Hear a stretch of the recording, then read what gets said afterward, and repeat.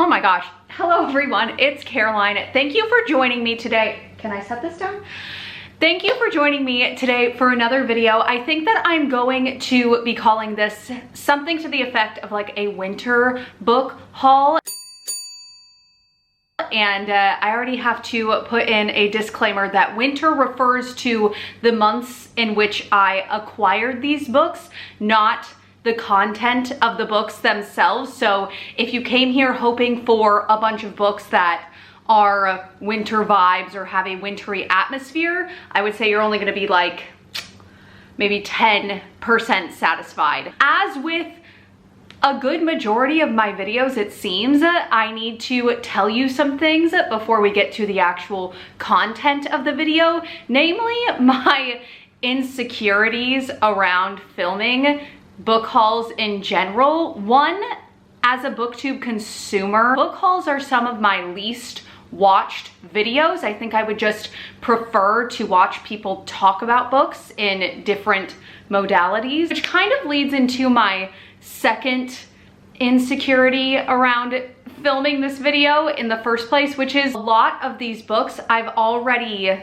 read and already talked about in previous videos. And so I kept going back and forth, like, should I film this? Should I not? And then finally, I just said, Caroline, this is so dumb. Maybe there's people who don't watch your other videos, or maybe you're new here, and if so, hello, I'm so glad you're here. I hope that you enjoy this book haul, even if I'm still warring with myself about whether or not I should actually film it. I think that the way that I'm going to organize this, I keep looking over here because all of the books are over here, just if that's distracting you, like it's distracting me. But I think the way that I'm going to best and most effectively be able to get through all of these books is I'm going to go through newly purchased books, like books that I purchased new first, and then I will go through thrifted books or books that I purchased used, and then I will go to books that have been gifted to me. Starting out with an extremely tiny book that is not so tiny in content. This is On Tyranny, 20 Lessons from the 20th Century by Timothy Snyder. Timothy Snyder is a very renowned historian who studied the tyrannical reign, particularly of Hitler, regarding the time of the Holocaust. And this book breaks down telltale signs of tyranny. After the insurrection in early January, this was a title that I saw being passed around a lot, and I thought that it would be worth it to read it in order to be an informed citizen and guarded with knowledge and information. And it's on my February TBR, so I have not read it yet, but come my February wrap up, I will have. Next, let's go with a book that was on my January TBR and I am still reading, even though it is no longer January, which is Starsight, nope, Skyward by Brandon Sanderson. This is a young adult science fiction fantasy that takes place on this other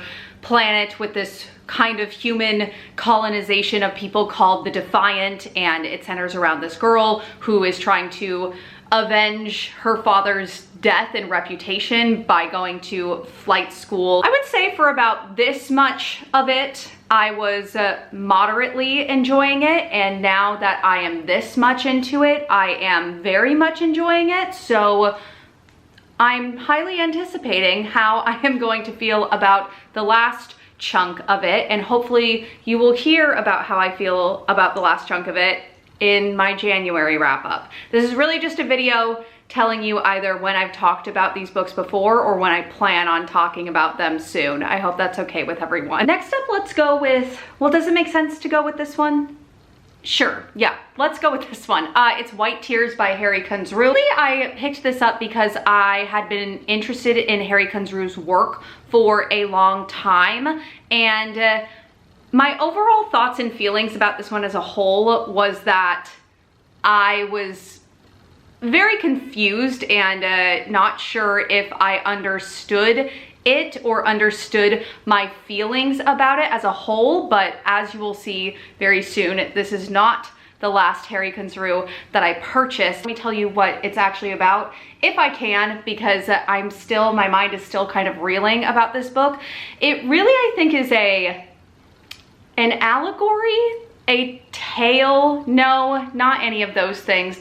It's a story with very heavy underlying themes about whitewashing in the current music production industry. It's all kind of told from the scope of several perspectives of men that are slowly spiraling, well, very much spiraling into madness over this blues song. Next, let's go with a book that just came into my possession a couple of days ago, which is Other Words for Home by Jasmine Warga. If you don't know, this is one of my favorites of 2020. It is a novel in verse about a young Syrian girl who ends up having to move to America with her mother. Can you believe it?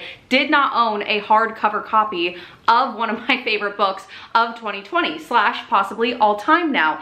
And I knew that I needed a hard copy because I am using this as a literature circle choice with my 6th graders. I wanted to get a hard copy so that way I could turn it into like a teacher copy of mine to use when teaching it with the students, which how amazing is it that I have a job where I get to go talk to kids about my favorite books. It's not even a job, it's just a lifestyle. What am I saying?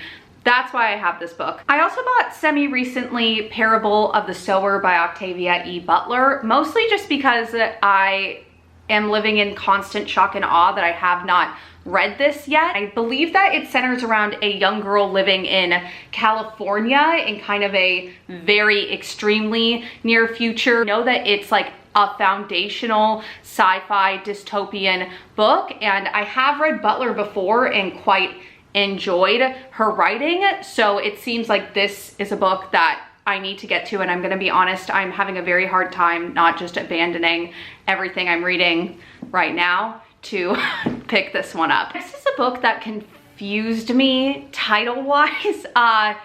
My copy says it's Forever Ends on Friday by Justin A. Reynolds. However, when I went into the bookstore, I was planning on purchasing Early Departures by Justin A. Reynolds. And I could not find Early Departures, but then I saw this under Reynolds and it has the exact same cover, and it's really not that mysterious. It's published as Early Departures in the US, and everywhere else it's published as Forever Ends on Friday. I've had a couple of personal friends who know my reading taste tell me that I'm really going to like this one. I've been told that I'm gonna love it because it will make me emotional and that it involves like a second chance at life. The blurb isn't that long. Let me read it to you. When his best friend Q dies in a terrible accident, Jamal is given an extraordinary choice. One more week with Q alive and kicking. The catch, Q mustn't ever know that he died. Oh my gosh. Now Jamal has the chance to give Q the best week of his life before he has to say goodbye again. A story of loss, grief, friendship, laughter, love, and the bonds that bring people together forever and beyond. Well, that synopsis just confirmed that it will make me emotional, and it does have kind of a second chance at life concept to it. Next, let's go with a book that I have already read, which is Sky Hunter by Marie Lu. I read this in December. This is the paperback, but if you haven't, this is cool. But if you haven't seen the hardback for this, I wish that I had it just because the like naked cover is so intensely beautiful. This is a new series beginning to a new dystopian YA sci-fi dystopian series of hers. What I mainly remember is that it centers around this colony that is kind of making its last stand against this federation that is slowly taking over the world, and the way that they're primarily doing this is that they've developed this serum that can turn humans into weapons of war. And look at me, I think I did a pretty good job at selling that. Next up is a book that I finished recently, very recently. It's Nyxia Uprising by Scott Rankton. This is the third and final in the Nyxia triad, and I'm just now realizing that I own a complete trilogy. Let's put them in order. I own a complete trilogy, and I really like the look of them all together. what is there to say about this? I can't really tell you a whole lot because it is the third in a trilogy and I don't want to spoil anything. This trilogy as a whole has everything that you could want in a young adult sci-fi dystopian. There's this group of teens that is sent to this other planet. There is competition and games and desperate characters doing stupid things for one another. That's all I really want to tell you about this. If anything I said interests you remotely, I highly recommend that you pick up this series. I think that it's in my opinion, criminally underrated young adult trilogy. So let's do a book that should satisfy you if you came here anticipating books that are wintry atmospheric wise or mood wise or vibe wise, which is The Bear and the Nightingale by Catherine Arden. This is like a Russian inspired folkloric tale centering around this young girl named Vasya, and you kind of follow her as she grows up, and these folkloric tales that she was told as a young girl in her very snowy and wintry village begin to come to life, and she comes into her power. I initially purchased it because I thought that I was going to continue in the trilogy, but upon completing it and upon feeling very mediocre about it, I am not going to continue in the trilogy. But I do own this one and I hauled it, and that is why it is included in this haul. What am I saying? Okay. Next is a book that I purchased because I thought that I would love, and I actually did end up loving, and that is Everybody Looking by Candace Ilo. I saw that both Jacqueline Woodson and Jason Reynolds blurbed it, and I'm not gonna not read a book that both of those authors co-signed together. In this, we're following our main character, Ada, who is a first-generation Nigerian college student, and you kind of get hops in timelines to different points in her life, which include kind of when she's in middle school and then also when she is graduated from high school and going to her freshman year of college for the first time. Next, let's move on to the second Harry Kunzru that you will see in this video, and I purchased this after having finished White Tears and not particularly enjoying it, and knowing full well that I didn't particularly fully enjoy it,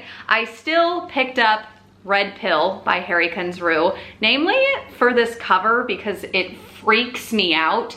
And then just, I didn't even see this. I had to wait until I had gotten home and opened the books, but like, look at this cover and then look, oh my God. I got chills opening this book just now. Look at these end pages. I think that it focuses on this like literary person, a writer perhaps, who becomes obsessed with this cop show, and then one night he's able to meet like the director or producer of this cop show. Maybe I should read you this part of it. Red Pill is a novel about the alt-right, online culture, creativity, sanity, and history. It is the story of the 21st century told through the prism of the centuries that preceded it, and it shows how the darkest chapters of our past have returned to haunt our present. More than anything though, Red Pill is a story about love. What? And how it can endure in a world where everything else seems to have lost all meaning. Okay, well, the cover is making me feel things, the synopsis is making me feel things, and I have a feeling that I am going to love this one more than the other one that is stuck under a pile of books right now. So let's do, what should we do? Let's do short story collections. I'm going to start with one that I have started 3 different times and can't get past the same point. What is Not Yours is Not Yours by Helen Oyeyemi. This is a short story collection of speculative, fantastical short stories, and they all revolve around keys, and I think that some characters and settings traverse multiple stories in this collection. I don't know what it is. I can't seem to make it past I mean, you can literally see where I have made it to 3 separate times, and I can't tell if it's the story or if it's the writing. Right now I'm just showing it to you in all of its shiny glory. This is a book that has a bookmark in it, and it's a book that I completed in January, and it is The Thing Around Your Neck. Yep, The Thing Around Your Neck by Chimamanda Ngozi Adichie. This is another short story collection, and it primarily focuses on the lives of characters either living in Western Africa, pretty much Nigeria. I don't want to spoil my January wrap-up, which I don't know if you're seeing this before or after my January wrap-up, but I just feel like I need to tell you this whether or not you've seen me say it before. This is my favorite short story collection I have ever read. Oh my gosh, can this woman tell a story? I wanted every single one of these stories to be a full-length novel. Every single one of them. This isn't a review, it's a haul.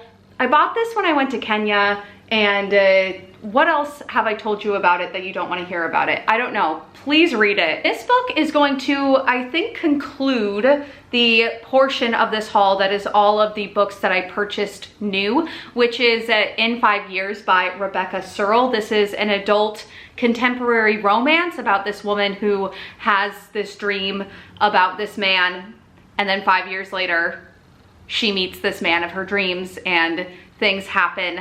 I pretty much only picked this up because I was told that this had similar vibes of Champagne Problems from Taylor Swift's Evermore album, and I love that song so desperately. I'm planning on reading this like ASAP, and so you'll find out my thoughts about it in my February wrap-up. Why do I keep doing that? I don't know, but I'm too far in. I'm gonna keep doing it. Okay, moving on to books that I purchased used. I don't know why I feel the need to tell you this, but I have one used bookstore in like a 1,000,000-mile radius to me here in Dubai, and it just so happens that this one used bookstore that I know of is in the same complex as my gym, and I've fallen into a bad habit of, after taking a class at my gym, being like, oh, you deserve a reward, go buy a book. Let me go ahead and stop talking about whatever it is I'm talking about and tell you about these books. The first one is The Serpent King by Jeff Zentner. This is a 5-star prediction for me. It is a YA gritty contemporary that centers around this group of teenagers in this, I'm pretty sure, small southern, maybe Texas town. So happy that I found it in this used bookstore. It's just not something that I find in there, and it's a hardcover. It's in really good condition, and I'm very excited to read it. My next used book purchase is a book that I acquired less than a few hours ago, and that is Deep Light by Frances Hardinge. Can we guess why I bought this? Look at that. I love it. I love it so much. The colors together, the blues and the oranges with like that deep blue background, is doing things to me, and I'm just realizing that I can't really tell you what this is about. Actually, you know what, I can, because, well, I'll tell you, oh my gosh, okay, I'll tell you about what I know just from reading the prologue, which is like 1 page long, and from what I can gather, it focuses on this fictional island where long ago gods, which are like sea-like creatures, ruled both underwater and above water until one week they all seemed to turn against each other, which resulted in kind of this underwater civil war. Electrifying story about a friendship as dark and dangerous as the ocean and a journey as treacherous as the gods themselves. I feel like I did a semi-okay job at picking up what this was about just from the prologue. Have you read this? Do you want to read it with me? Let me know. And the next 3, which are purchased from the same bookshop, but it's safe to say that these next 3 are books that I do not have immediate plans to read. I bought them just because I was so excited that I found them. The first one being A Little Life by Hanya Yanagihara. This is what it looks like. This is an adult contemporary novel, and I really don't know anything about it other than I think it's going to break my heart. Following a group of young men who meet during college and then kind of following them throughout their lives. Just all of the crying vlogs that I've seen for this book are obviously intriguing, but just knowing who I am, as a person, I'm gonna have to be in a really strong state emotionally and mentally to actually read this and enjoy it. So jury's still out on when that's gonna happen. This is a book that I see everywhere on booktube. Regardless, I'm still not sure if I'm actually gonna read it. It's Bunny by Mona Awad. This is about a young girl in a literary MFA program, I think, and what else do I know about it? There's this group of girls in her MFA program that are called the Bunnies, and they're kind of this like mean girls group that she is very resistant and hostile towards, but at the same time also kind of obsessive over, and the bunnies end up taking her under their wing, and chaos ensues. I've heard that this is very spiraling and mind-bending, which sometimes I like and sometimes I don't. My last used book purchase and the last book in this portion of the video is somehow my third Harry Kunzru, Gods Without Men. I bought it solely for, well, because I do want to read more Harry Kunzru, but then also solely for the blurb on the back, which I'm going to read to you now, because how could you not be interested in this? In the Californian desert, a 4-year-old boy goes missing. A British rock star goes quietly mad. An alien-worshipping cult. I love aliens in books, and I think I love cults in books too. An alien-worshipping cult is born.